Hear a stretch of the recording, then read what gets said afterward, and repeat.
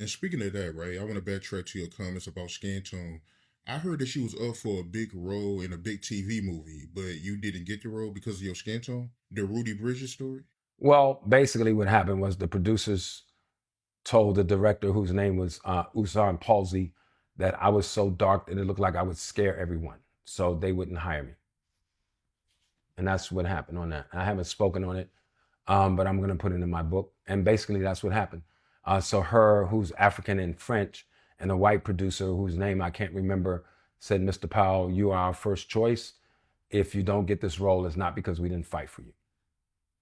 But that's happened to me on a McDonald commercial. One of my friends was the producer and the agency, and the agency thought I was just too dark.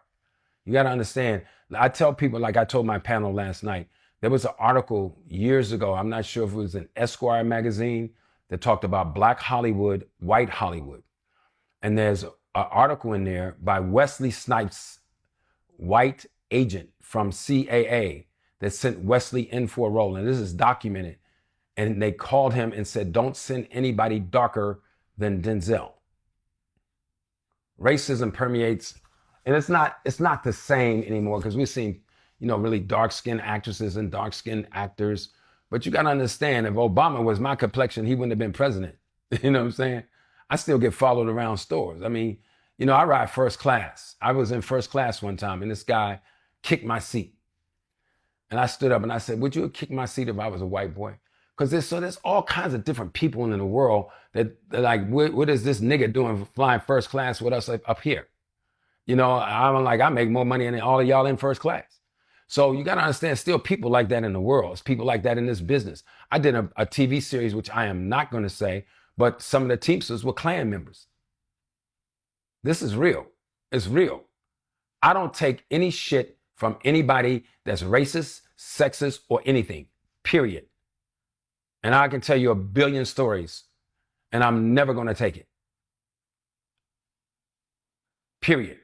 I encountered some racism on New York Undercover. And the sound man, he was trying to put the mic in my hair. I had a scarf. I was playing this little thug guy. And I had a head wrap, like Tupac used to wear. And I told the sound guy, I said, sir, I don't want to run the wire up in my hair because I'm going to be rolling on the ground. Maybe I was being a little overprotective, but I could choke. Freak accidents happen in this business all the time. There was a girl, let me tell you this story, on Vampire in Brooklyn, black stunt lady jumping off a building.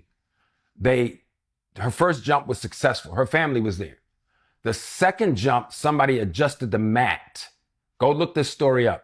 She jumped, hit the mat, and bounced into the wall and died instantly. Yeah. So as I was talking to the sound man, now on a lot of the African-American shows back in the day, all the writers, producers were white. You may have one or two black folks there. I don't deal with racism very well because I grew up in Washington, D.C., and I grew up with good white folks and a million black people. So it's one of my triggers. So I told the sound guy, I said, I don't want to put the wire in my hair. So he turned to me and looked me in my eye. He said, I tell you what then, why don't you do your sound in post? You know what that means? No, I don't. No, sir. What that means is, why don't you do the show while you're here this week, and then you let them fly you back in and then put your sound in. I said, no problem. So I called the first AD and I said, I think your sound man is a racist. He said, well, what happened, Mr. Powell? I said, well, I was telling him I wanted to put the mic either on my leg or behind my back and put the wire up in my shirt somewhere. And he told me to do mine in post. So he said, don't worry, I'll talk to him, Mr. Powell. So I assumed that he talked to him. I got back after lunch. I had to go to sound, same sound guy. I said, sir, like I said before, I don't want to put the wire in my hair. And then he said, what did I tell you? He might have said, boy. He said, boy, what did I tell you before? And I stepped back and I said, let me tell you something, bro. I will knock the fuck out of you on this set. And any one of you white boys got a problem with me, I'll fight every one of you motherfuckers. Period. And I went to my trailer and I called my manager and I said, I'm leaving. She said, what's the problem? And I said, what the problem? She said, well, Cliff, you're in New York. I said, I don't give a fuck where I am. So the producer called me. He said, what is the problem? I said, this is the problem. Your sound man is a racist. He told me to do my sound in post. I said, so this is what I'm prepared to do. I'm prepared to give you back your hotel money, your flight money, and I'm flying out as soon as I get out of my trailer. He says, Mr. Powell, give me a minute and we'll get you right, because I had the wrong trailer. They put me in a honey wagon. SAG regulates this. So I'm supposed to get everything I'm supposed to get as per SAG. The next day I had a brand new trailer and nobody in the crew talked to me. I did my week and I left. Dr. King said, a man can't ride your back unless it's bent. Period. And that's how I approach this business. I try to be amiable. I try to be cool, but I'm also a young man that has worked his ass off to get everything I have. I try to be pleasant. I don't believe in any of the isms, but you're not going to punk me. It's never going to happen. I will die first. And that's just how I feel. And if people are listening, please try to understand. It's a lot of sexism in this business. It's still a lot of racism, much better than it was. And I'm not going to bash Hollywood, because Hollywood is a microcosm of what's going on in the world right now. I'm just not that guy. And I'm never going to be that guy. And so I've lost work because of it. I've been fired because of it. I've walked off of sets because of it. And that's just the way it's going to be.